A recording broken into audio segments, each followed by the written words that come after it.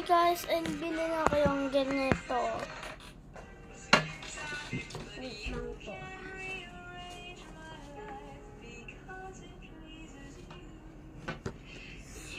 Yan, bili na po kayong ganito.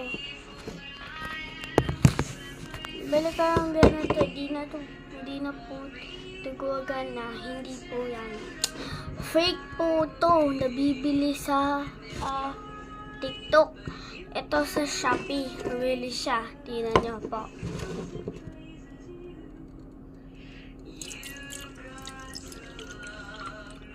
Kaya parati po kayo sa Shopee.